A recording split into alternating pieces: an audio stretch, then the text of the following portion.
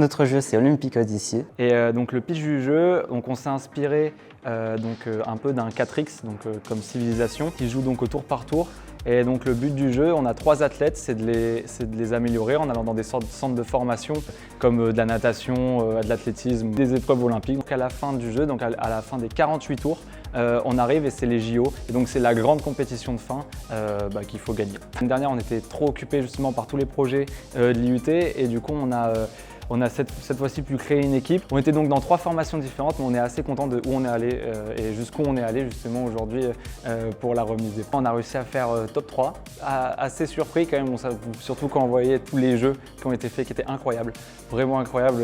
Plus on avançait dans la réunion, puis on se disait waouh, on n'est toujours pas appelé et pourtant il y a des trucs qui sont vraiment genre on se pensait vraiment pas à ce niveau-là. Bon, on est quand même super content en tout cas.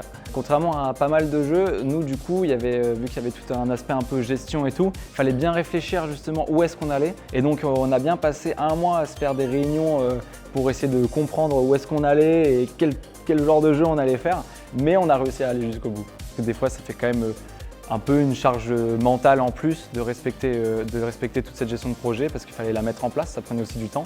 Au niveau expérience et compétences acquises, c'est un vrai plus et surtout quand on sait que dans quasiment toutes les entreprises, grosses entreprises, c'est comme ça que ça marche. Petit conseil, n'essayez de pas faire trop compliqué. Essayez quand même de rester un peu simple. Pas avoir les yeux plus gros que le ventre. Voilà.